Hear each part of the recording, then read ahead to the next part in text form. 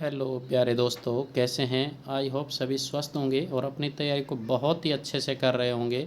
मैं उम्मीद करता हूं कि आप इसी तरीके से अपनी तैयारी में चार चांद लगाते रहें। बेहतरीन तैयारी को करने के लिए आप हमारे साथ जुड़ सकते हैं। हम इसी तरीके के क्वेश्चंस आपके साथ लेके आएंगे। ये जो टॉप मोस्ट क्वेश्चंस हैं, जो बहुत ही बेहतरीन क्वेश्चन से प्रीवियस ईयर से उठाए गए हैं। लास्ट टाइम बहुत सारे एग्जामों में ये क्वेश्चन पुटअप किए गए थे, तो उनका हमने यहाँ पर संकलन किया गया, इकट्ठा किया है जो भी है।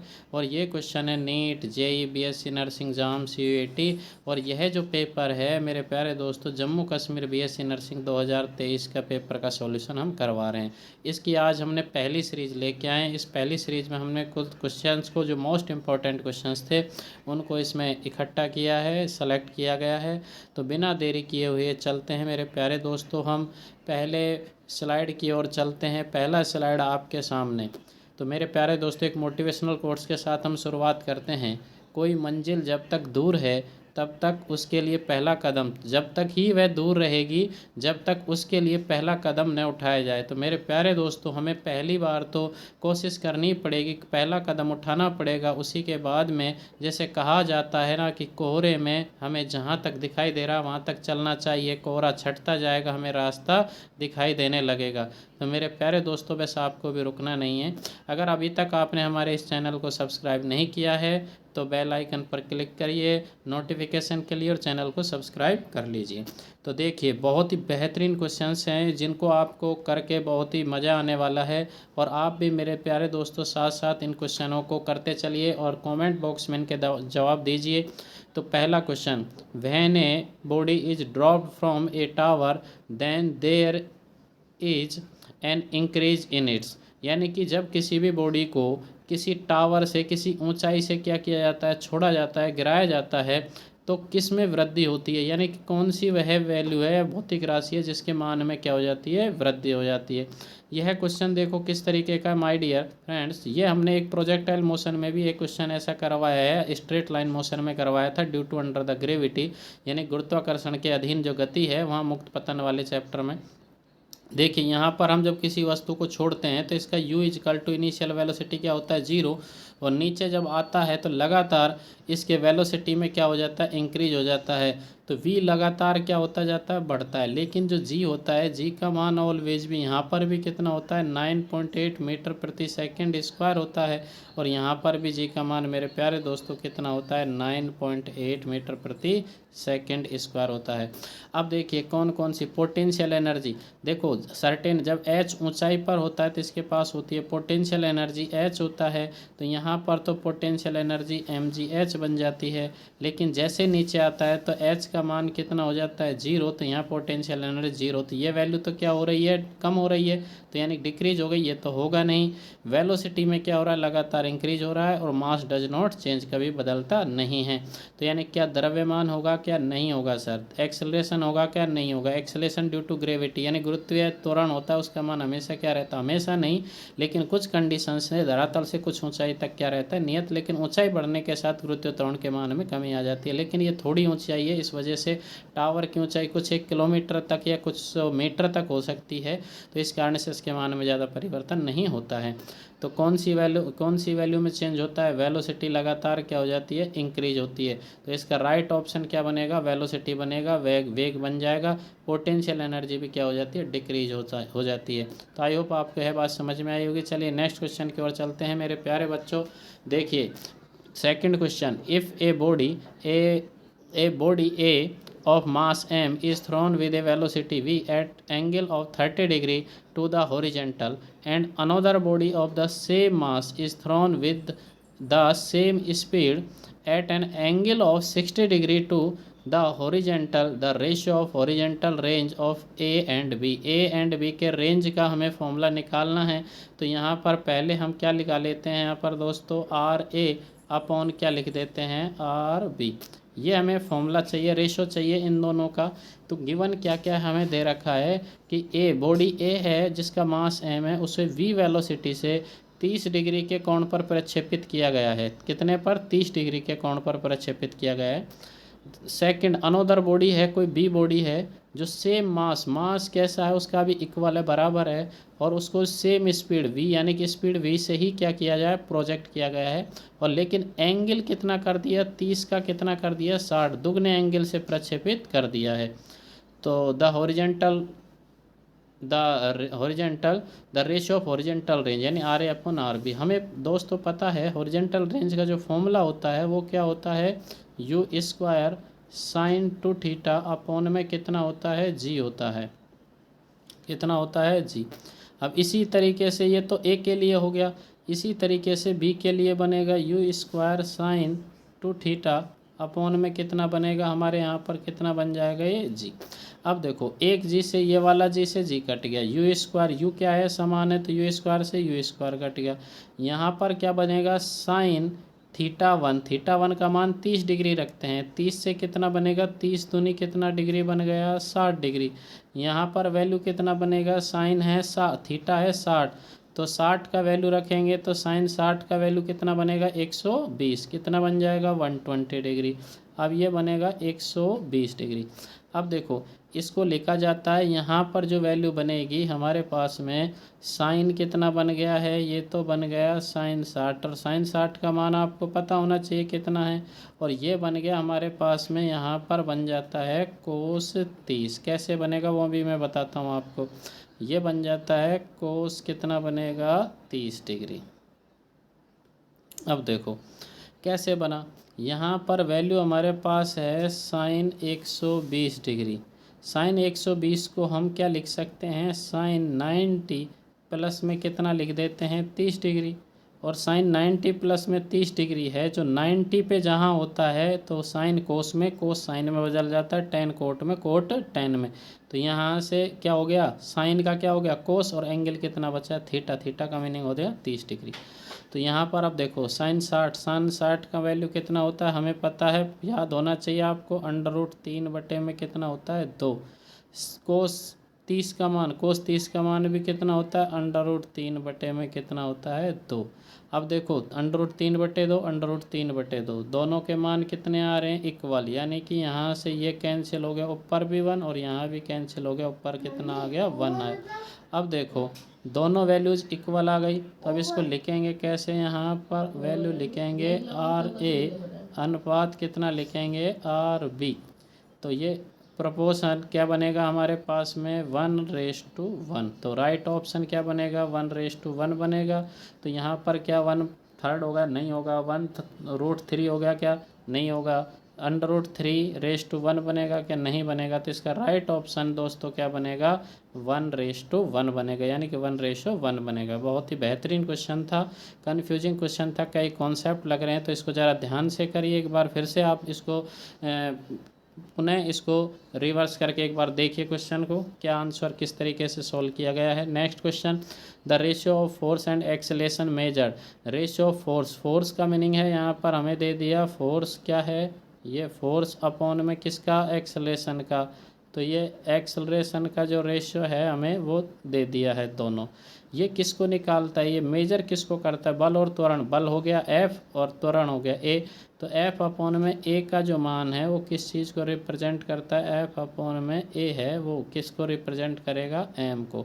आपको पता होना चाहिए F बराबर कितना होता है, M इंटू A होता है। देखो तो A को अगर F के नीचे ले जाएंगे तो यहाँ केवल क्या बचेगा, मास। और मास क्या होता है, मास होता है जड़त्व की माप। किसकी माप होती है, जड़त्व, यानी कि इनर्शिया का क्या होता है, मेजरमेंट होता है। तो यहाँ पर हमारा राइट ऑप्शन क्या बनेगा, इनर्शिया बनने वाला है, और यहाँ पर इनर्शिया की क्या बन जाएगी, ये माप बन जाएगी।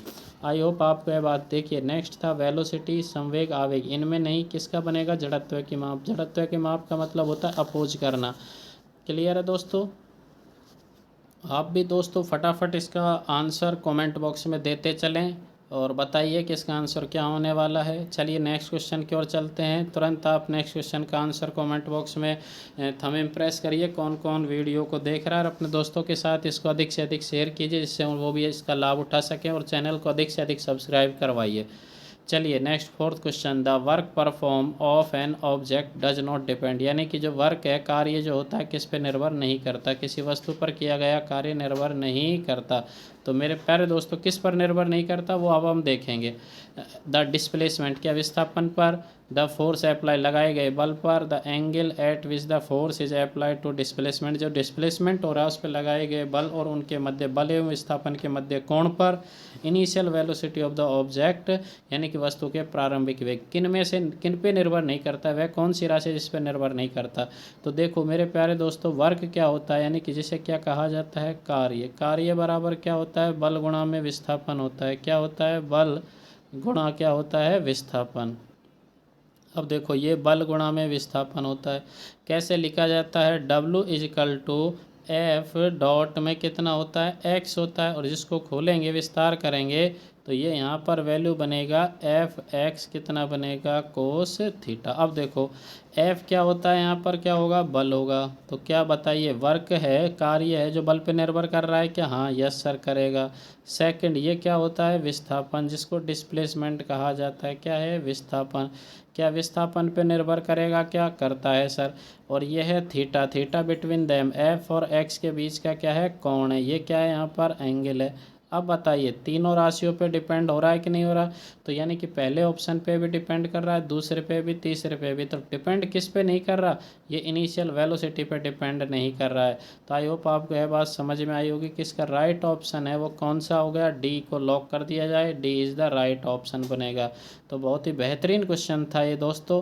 तो इस तरीके से आप करते चलिए, जवाब देते चलेंगे बहुत ही बेहतरीन तरीके से। नेक्स्ट क्वेश्चन देखिए, निम्न में से किसकी विमा कोणीय संवेग के समान है, the dimension of any of the following is equal to the angular momentum, यानी कि जो डायमेंशन है वो एंगुलर मोमेंटम के समान है।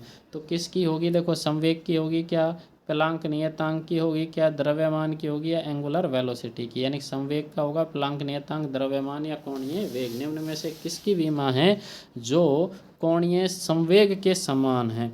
तो आप देखिए इसको सॉल्व करके देखो, कोणीय संवेग की विमा क्या होती है। पहले कोणीय संवेग क्या होता है, जो होता है हमारे पास में मोमेंट ऑफ मोमेंटम, यानी कि संवेग का आघूर्ण होता है। और संवेग का आघूर्ण यानी कि जो संवेग होता है, रैखिक संवेग होता है, P इजकल टू कितना होता है हमारे पास में, mv।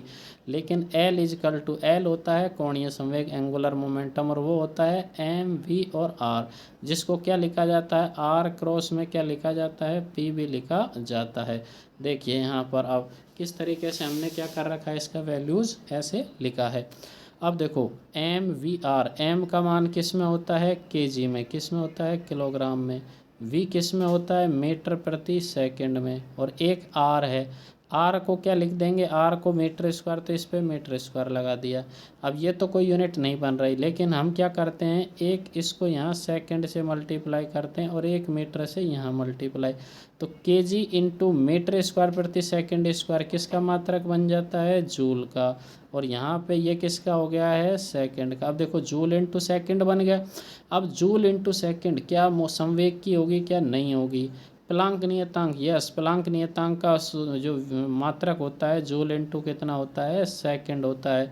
द्रव्यमान का क्या होता है, केवल केजी होता है। कोणीय वेग, वेग का कितना होता है, कोणीय वेग का होता है रेडियन प्रति सेकंड, तो इसका भी नहीं होगा। तो केवल और केवल प्लांक नियतांक बनेगा। तो इसका राइट ऑप्शन क्या बन जाएगा, प्लांक नियतांक। तो प्लांक नियतांक पे क्या कर दिया जाए, लॉक कर दिया जाए, प्लांक नियतांक इसका राइट ऑप्शन बनेगा। बहुत ही बेहतरीन क्वेश्चन। चलिए नेक्स्ट क्वेश्चन की ओर चलते हैं। Hydraulic brake works on the basis of, hydraulic brake work on the basis of, किस पे कार्य करते हैं, द्रव चलित ब्रेक किस सिद्धांत पर कार्य करते हैं। देखो द्रव चलित ब्रेक हैं तो दोस्तों किस सिद्धांत पर कार्य करते हैं यह आपको देखना है। पॉइजली ला, पॉइजली के नियम पर करते हैं, पास्कल के नियम पर करते हैं, आर्किमिडीज सिद्धांत पर करते हैं, बर्नौलीज थ्योरम पर करते हैं। तो निम्न में से किस पे करते हैं।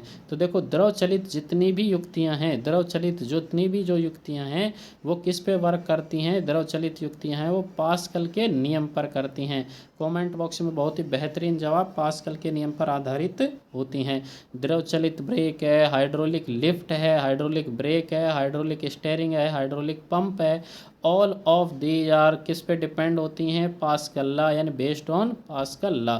ये क्या होता है, पास्कल का नियम दोस्तों क्या कहता है, अकॉर्डिंग टू पास्कल लॉ क्या होता है, ऑल डायरेक्शन इक्वल क्या लगता है, same amount of pressure generate होता है। इसी पे हाइड्रोलिक लिफ्ट क्या करती है, वर्क भी करती है। तो इसका सिद्धांत पास्कल का नियम बनेगा। ये कैसे होता है, P इजकल टू जो वैल्यू बनती है P x equal to P y equal to क्या बन जाता है, पी जेड, यानी ऑल डायरेक्शन में same amount of pressure exert होता है। चलिए नेक्स्ट क्वेश्चन देखिए, बहुत ही बेहतरीन। A satellite is orbiting around the earth which with a period T, time period कितना दे दिया, T. If the earth suddenly shrink का मतलब होता है सिकुड़ गई या संकुचित हो गई है, to half of its radius, यानी कि आधी त्रिज्या, पहले त्रिज्या यदि आर थी तो अब कितनी रह गई है, r/2, without change of mass change नहीं हुआ है। The period of revolution of the satellite will be, अब सैटेलाइट जो है इसके अराउंड, जो सैटेलाइट है अर्थ के अराउंड, उसका टाइम पीरियड क्या हो गया। नेक्स्ट देखिए, एक उपग्रह पृथ्वी के चारों टी अवधि के साथ परिक्रमा कर रहा है। यदि पृथ्वी द्रव्यमान में परिवर्तन के बिना अचानक अपने त्रिज्या को आधी कर लेती है तो उपग्रह की परिक्रमा की अवधि कितनी होगी। देखो प्यारे दोस्तों, यहाँ पर क्या होगा कि ये मान लेते हैं क्या है, यहाँ पर हमारे पास में अर्थ क्या है, अर्थ, ये अर्थ हो गई। अब देखो अर्थ पहले मान लेते हैं, अर्थ कितनी थी, अर्थ की रेडियस थी ये, और अर्थ की रेडियस थी ये वाली इक्वल, मान लो ये। अब अर्थ ने रेडियस को कितना कर लिया है, r/2, ये r/2 कर लिए, पहले कैपिटल आर थी। अब ये अर्थ के चारों और अर्थ के अराउंड क्या हो रहा है, कोई एक अन्य सैटेलाइट है जो क्या कर रहा है, रिवॉल्व हो रहा है, इसके चारों ओर सैटेलाइट है वो क्या कर रहा है, रिवॉल्व हो रहा है। अब देखो इस तरीके से इसके चारों ओर क्या लगा रहा है, यहाँ पर चक्कर लगा रहा है। अब चक्कर लगा रहा है तो पृथ्वी से उसकी मान लेते हैं दूरी कितनी है, स्मॉल r है, स्मॉल r डिस्टेंस पे क्या लगा रहा है, चक्कर। अब बताइए ऑर्बिटल का जो डिस्टेंस है from the centre of earth, जो डिस्टेंस कितना है, स्मॉल r रेडियस में क्या कर रहा है, और रिवॉल्व कर रहा है। क्या पृथ्वी के त्रिज्या के चेंज होने से, यानी कि रेडियस के चेंज होने से, क्या इस ऑर्बिटल का जो ऑर्बिट है उसकी इस रेडियस पे कोई इफ़ेक्ट पड़ेगा क्या, नहीं पड़ेगा सर। तो मेरे प्यारे दोस्तों, केपलर की ग्रहों की गति से संबंधित 3 नियम दिए थे, यानी कि केपलर ने जो ग्रहों की गति थे मोशन ऑफ प्लैनेट्स के रेस्पेक्ट में 3 लॉज दिए थे, और तीसरा जो नियम था टाइम पीरियड, यानी कि टाइम पीरियड्स लॉ, यानी कि आवर्तकालों का नियम, और उसके अकॉर्डिंग जो नियम था वह क्या था, t² is directly proportional to r की पावर कितना होता है, 3। अब ये बताओ, सूर्य के अराउंड कोई भी ग्रह जब चक्कर लगाता है तो उसका आवर्तकाल t और सूर्य से उसकी दूरी के तृतीय घात के क्या होता है, समानुपाती। अब बताइए यहाँ पर क्या सूर्य की त्रिज्या से संबंध था क्या, कोई नहीं।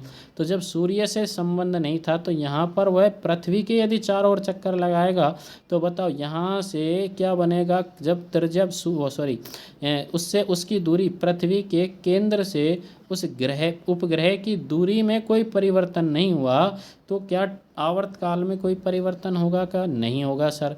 जब आवर्तकाल में कोई परिवर्तन नहीं है, इसका मीनिंग ये कह सकते हैं कि पृथ्वी की त्रिज्या है उसके पावर कितनी है, r0। आवर्तकाल के पृथ्वी की त्रिज्या r0 के क्या होती है, समानुपाती। इसका मीनिंग है कि जो पहले t था उतना ही बाद में रहने वाला, यानी कि t2 बराबर कितना बनेगा, t1। Before and after the कितना रहने वाला है, सेम रहने वाला है। तो यहाँ आंसर कितना बन जाएगा दोस्तों, बताइए। आंसर बनेगा यहाँ पर बनेगा t, कितना बनेगा, t। पहले और बाद में कितना रहने वाला है, समान रहने वाला है। आई होप आपको यह बात समझ में आई होगी। चलिए नेक्स्ट क्वेश्चन की ओर चलते हैं, बहुत ही बेहतरीन। ए projectile is fired with a velocity less than the escape velocity, what can we say about the sum of its potential and kinetic energies। ये क्या कह रहा है, यदि देखिए हिंदी में देखते हैं, एक प्रक्षेप्य को पलायन वेग से कम वेग से दागा जाता है, एक प्रक्षेप्य को पलायन वेग से भी कम वेग से दागा जाता है, हम इसकी स्थितिज गतिज ऊर्जा के योग के बारे में क्या कह सकते हैं। तो देखो स्थितिज और गतिज ऊर्जा के बारे में क्या कहेंगे, इस पे देखिए विचार करिए। ये कोई भी हमने क्या किया है, ये पृथ्वी हमारे पास, फिर से देखते हैं, ये अर्थ होगी, और अर्थ की मान लीजिए कि ये इसकी क्या है, एक ऑर्बिट है। अगर हम यहाँ से किसी वस्तु को, ध्यान से सुनो, यहाँ से किसी वस्तु को एस्केप वेलोसिटी कितना होता है पृथ्वी के लिए, 11.2 किलोमीटर प्रति सेकंड। अगर इससे किसी वस्तु को प्रोजेक्ट करते हैं, यहाँ से फेंकते हैं, तो यदि वह इस जो बाउंड्री है यानी कि इन्फिनिटी जिसे कह सकते हैं, यहाँ पे यदि पहुँच जाती है, यहाँ से बाहर निकल जाती है, तो वह पृथ्वी पर पुनः लौट के नहीं आती है। तो यानी कि पृथ्वी के गुरुत्वीय प्रभाव से बाहर जाने के लिए जिस वेग से फेंका जाता है वो क्या कहलाता है, पलायन वेग कहलाता है। तो उस वेग से जब फेंका है और यह अगर बाहर चली गई, तो यहाँ पर इसका जो पोटेंशियल एनर्जी है पीई कितना हो जाता है, 0 हो जाता है। लेकिन उससे पहले अगर पलायन वेग से कम वेग है, तो यहाँ पर इसकी जो पोटेंशियल एनर्जी है, स्थितिज ऊर्जा है या गुरुत्वीय विभव जिसे कहा जाता है, पोटेंशियल जो एनर्जी बनेगी इसका माइनस का कितना बनेगा, G M small M upon में कितना बनेगा, आर। आर का मीनिंग है कि ये कहीं पर भी हो सकता है। अब अगर इसको हमने यहाँ से फेंक दिया, आर इजकल टू इन्फिनिटी कर देते हैं, ध्यान से देखो, आर इजकल टू इन्फिनिटी, जहाँ आर इन्फिनिटी हो जाएगा तो पी का मान कितना हो जाएगा, 0 हो जाएगा। तो यह तभी संभव है, यानी कि जब वह उसके गुरुत्व प्रभाव से बाहर चली जाए। तो अगर गुरुत्व प्रभाव से बाहर नहीं जा रही है, तब तक इसका मान कैसा बना रहेगा, ऋणात्मक। तो ऑप्शन देखिए, क्या नेगेटिव रहेगा, कि हाँ यस सर नेगेटिव इसका क्या रहेगा, मान रहेगा। तो इसका पहला ही ऑप्शन करेक्ट है और इसका ऋणात्मक मान रहता है। दूसरा है पॉजिटिव नहीं होगा, धनात्मक। जीरो, जीरो कहाँ होता है, जब उसे पलायन वेग से फेंका जाता है तो कितना हो जाता है, 0। में भी 0 पॉजिटिव, और ये हो सकता है, लेकिन कब, जब कुछ भी हो सकता है, कब, जब ये बाहर चली जाए। तो पहले तो नेगेटिव रहता है, फिर 0 हो जाता है, और फिर क्या हो जाता है, पॉजिटिव बन जाता है और अधिक दूरी पर जाने पर। लेकिन पलायन वेग से कम वेग पे है तो वह पुनः पृथ्वी पर लौट आएगी, पृथ्वी पर लौट आएगी तो उसका मान कैसा रहेगा, ऋणात्मक बना रहेगा। आई होप बहुत ही बेहतरीन क्वेश्चन था, आपने भी इसका सही जवाब दे रहे हैं। The efficiency, next question, the efficiency of A Carnot engine working between 227 degree Celsius and 27 degree Celsius is. 227 degree Celsius और 27 डिग्री के बीच काम करने वाले कार्नोट इंजन की दक्षता क्या होती है। तो देखो सबसे पहले मेरे प्यारे दोस्तों, चांद चांदनियों, शेर शेरनियों, यहाँ पर T1 इजकल टू कितना दे दिया है, 227 कितना दे दिया है डिग्री सेल्सियस, और T2 इजकल टू क्या दे दिया है, नयन क्या दिया है यहाँ पर बेटे, T2 is equal to 27 degree Celsius. बहुत अच्छे, वेरी गुड। अब देखिए डिग्री सेल्सियस को कन्वर्ट किया जाता है केल्विन में, तो 227 डिग्री सेल्सियस प्लस में 273 कितना बनेगा, 273। बताइए 220 और ये दोनों को जब ऐड करेंगे तो ये कितना बन जाता है, यहाँ पर नयन वेरी गुड सही बता रहा, 500 केल्विन बन जाता है। नेक्स्ट इसी तरीके से हमने 27 में 273 को ऐड करते हैं तो इसका मान कितना बनेगा, नयन कितना बनेगा, 300 केल्विन। बहुत अच्छे नयन। चलिए नेक्स्ट देखिए, अब हमें पता है एफिशिएंसी, कार्नोट इंजन क्या होता है, कार्नोट इंजन ऐसा एक इंजन होता है, दो टेम्परेचर के बीच में क्या करता है, वर्क करता है। दो टेम्परेचर होते हैं और उनके बीच में क्या करता है, वर्क करता है। ये हो गया T2 और ये हो गया है T1। ये उच्च टेम्परेचर है, हायर टेम्परेचर होता है, ये लोअर टेम्परेचर, और हमें क्या देता है, कुल कार्य करके निकाल देता है। उच्च ऊर्जा वाले उच्च ताप से, जिसको क्या कहा जाता है, सोर्स कहा जाता है। निम्न ताप को क्या कहा जाता है, सिंक कहा जाता है। क्या कहा जाता है, सिंक। और ये क्या होता है, हमारा सोर्स होता है। सोर्स से एनर्जी ली जाती है एनर्जी ली जाती है, श्रिंक को एनर्जी दी जाती है। बीच में ये क्या करता है, कार्नोट इंजन एनर्जी को किस में कन्वर्ट कर देता है, वर्क में। तो यहाँ पर इसकी कितनी एनर्जी को इसने वर्क में कन्वर्ट किया उसे एफिशिएंसी कहते हैं। और टू टेम्परेचर के बीच कार्य करता है। ये हाइपोथेटिकल इंजन होता है। इसका जो एफिशिएंसी होता है वो T2/1 माइनस T2/में कितना होता है, T1। तो देखिए पुट द वैल्यूज, यानी कि 1 माइनस वैल्यू पुट करेंगे। T2 का वैल्यू कितना है यहाँ पर 300 बटे में कितना बनेगा दोस्तों 500 इजिकल टू वैल्यू हमारे पास में 1 माइनस का। अब देखो 2 0 से कितना गया 2 0, ये 5, इसको कैसे करेंगे, एलसीएम लिया 5 माइनस का 3 बटे में कितना बनेगा 5। 5 माइनस 3 कितना है नयन, 5 माइनस 3 है 2 बटे में कितना हो गया 5। अब देखो एफिशिएंसी है जो कितना बन गया, एफिशिएंसी इजिकल टू वैल्यू बन गया है 2 बटे में कितना बन गया है 5, ये 2/5। परसेंटेज निकालेंगे तो 100 से क्या करेंगे मल्टीप्लाई, 100 से मल्टीप्लाई किया तो 5 बन जा 5, और इसको मल्टीप्लाई करेंगे तो कितना आ गया 20। तो ये यहाँ से कितना वैल्यू बनेगा हमारा 2 इंटू में कितना बनेगा 20, और 2 इंटू 20 कितना होता है 40, कितना होता है 40%। अब देखिए ऑप्शन देखो, क्या 100% एफिशिएंसी रहेगी, क्या नहीं रहेगी, क्या 40% रहेगी, हाँ yes sir 40% is the right option. ये भी नहीं रहेगी, ये भी नहीं, इसका सही जवाब क्या रहेगा 40%। बहुत ही बेहतरीन क्वेश्चन था, बहुत ही शानदार क्वेश्चन। तो मैं उम्मीद करता हूँ आपने भी इसको बहुत ही अच्छे से किया होगा। चलिए नेक्स्ट क्वेश्चन की ओर चलते हैं। बहुत ही बेहतरीन सीरीज है आपके लिए, बहुत ही ये एक मददगार साबित होगी आपके 4 चांद लगाने के लिए एग्जाम में। नेक्स्ट क्वेश्चन देखिए, the energy associate with each degree of freedom of A gas molecules. देखिए यह क्वेश्चन एक गैस अणु की स्वतंत्रता की प्रत्येक डिग्री से जुड़ी ऊर्जा होगी। यह क्वेश्चन है इक्विपार्टीशन ऑफ एनर्जी, यानी कि अणुगति सिद्धांत है, काइनेटिक थ्योरी ऑफ गैसेज वाला जो चैप्टर है वहाँ से लिया गया है। और इस चैप्टर के अकॉर्डिंग देखो क्या होता है कि मान लो कोई हमारे पास में गैस का एक पार्टिकल है, उसके डिग्री ऑफ फ्रीडम कितने हैं, जो भी है मान लो 1 डिग्री ऑफ फ्रीडम है, तो प्रत्येक डिग्री ऑफ फ्रीडम के लिए जो एनर्जी होती है वो कितनी होती है, हाफ के इंटू कितना होता है टी होता है, हाफ के टी। अब देखो यदि एक केवल दोस्तों कितना डिग्री ऑफ फ्रीडम है, यानी कि एफ का जो वैल्यू है डिग्री ऑफ फ्रीडम, जिसको DOF कहा जाता है, डिग्री ऑफ फ्रीडम कितना है, यदि 1 है तो उसकी एनर्जी हाफ के इंटू टी होता है। अगर डिग्री ऑफ फ्रीडम कितना है, एफ बराबर कितना है यहाँ पर 2 है, तो डिग्री ऑफ फ्रीडम 2 है तो उसके पास जो एनर्जी है वो प्रत्येक 1 डिग्री ऑफ फ्रीडम के पास कितना होता है, KT/2 होता है, यानी हाफ KT होता है। अगर F बराबर 2 है तो कितना बनेगा, हाफ के इंटू टी। एक तो ये बन गया, दूसरा ये बन गया, 2 बनेगा। इसी तरीके से यदि 3 डिग्री ऑफ फ्रीडम है तो उसके पास में कितना बनेगा, 3/2 के इंटू टी। तो देखो प्रत्येक डिग्री ऑफ फ्रीडम में कितना होता है, उसके पास जो काइनेटिक एनर्जी है, काइनेटिक एनर्जी जो होता है वो कितना होता है, F बटे में कितना है 2 इंटू में K इंटू टी। अब देखिए ध्यान से, यदि F बराबर 1 है तो 1/2 K इंटू टी, F बराबर 2 है तो 2/2 K इंटू टी, 3 है तो 3/2 इंटू के टी। तो यहाँ पर ज़रा सोचिए, प्रत्येक डिग्री, प्रत्येक का मतलब है 1 के लिए पूछा है आपसे, F बराबर कितना है 1, और F बराबर 1 के लिए काइनेटिक एनर्जी का जो वैल्यू बनेगा वह 1/2 के इंटू टी बनेगा। बहुत ही बेहतरीन।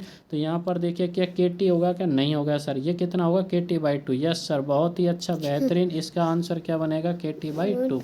3KT/2 किसके लिए होगा, 3KT/2 होगा मोनो एटॉमिक के लिए। किसके होगा, मोनो एटॉमिक के लिए। अब देखो ये मोनो एटॉमिक क्या होता है, मोनो एटॉमिक का मतलब होता है जिसका डिग्री ऑफ फ्रीडम यानी F का मान कितना होता है 3।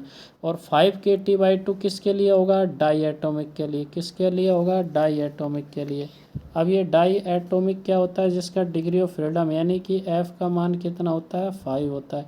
तो देखो F का मान 5 रखेंगे तो 5/2 इंटू KT बनेगा, तो 5KT किसके लिए, डायटोमिक। डायटोमिक में डिग्री ऑफ फ्रीडम कितना होता है 5। ट्राई मोनो एटोमिक में कितना होता है 3 होता है। ट्राई एटोमिक में कितना होता है दोस्तों 6 और 7 होता है। लीनियर और नॉन लीनियर पे डिपेंड करता है। चलिए, बहुत ही बेहतरीन क्वेश्चन थे। 10 क्वेश्चन आपको कैसा लगा इस बारे में आप अवश्य कमेंट करके बताइए। जो भी अंत तक जुड़ा है वह ज़रूर कमेंट करके बताएगा कि किस तरीके के और क्वेश्चंस आप हम इस सीरीज में लेके आ रहे हैं। वो बेहतरीन क्वेश्चन रहेंगे, लेकिन इनके बारे में आप अपनी राय अवश्य दीजिए। चलिए, एक मोटिवेशनल कोर्स ऊर्जा के साथ हम अपने सेशन को समाप्त करेंगे। तो यह मोटिवेशनल कोर्स आपके अंदर एक ऊर्जा का संचार करेगी। नज़र को बदलो तो नज़ारे बदल जाते हैं, नज़र को बदलो तो नज़ारे बदल जाते हैं, सोच को बदलो तो सितारे बदल जाते हैं। कश्तियाँ बदलने की ज़रूरत नहीं है, कश्तियाँ बदलने की ज़रूरत नहीं, दिशाओं को बदलो तो किनारे खुद ब खुद बदल जाते हैं। तो मेरे प्यारे दोस्तों, आप जिस रास्ते पे चल रहे हो उसका अनुसरण करते चलिए, और केवल वह रास्ता सही होना चाहिए। उस सही रास्ते पे जब आप अपनी मंजिल की ओर बढ़ेंगे तो निश्चित एक दिन आपको आपके द्वारा किए गए प्रयास आपको आपकी मंजिल पर अवश्य पहुंचाएंगे। तो मेरे प्यारे दोस्तों, आज के सेशन को हम यहीं पे समाप्त करते हैं। एक बार सेशन समाप्त करने से पहले, अगर आप वीडियो को पहली बार देख रहे हैं, अभी तक आपने लाइक एंड सब्सक्राइब नहीं किया है, तो वीडियो को लाइक कीजिए, चैनल को सब्सक्राइब कीजिए, और अधिक से अधिक इस वीडियो को अपने दोस्तों के साथ शेयर कीजिए। तो मेरे प्यारे दोस्तों, अब हम विदा लेते हैं। इसी सेशन की समाप्ति एक नए सेशन के साथ फिर मिलते हैं आपसे। तब तक के लिए जय हिंद, जय भारत।